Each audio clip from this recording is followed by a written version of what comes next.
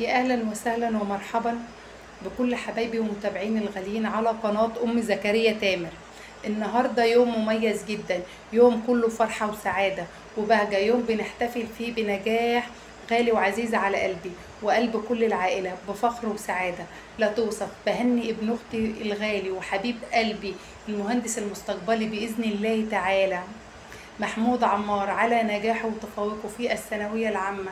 محمود يا بطل، ألف ألف ألف ألف مليون مبروك على تعبك ومجهودك اللي كله بنجاحك وبتفوقك. كلنا بنشوفك يا حبيبي وانت بتجتهد، كنت قد المسؤولية ورفعت راسنا.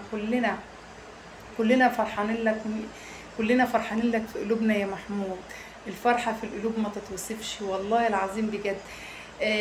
لك النهاردة ده كبيرة جدا، وبندعي لك من كل قلبنا ربنا يوفقك في طريقك الجامعي القادم وفي كل خطواتك بإذن الله المستقبلية.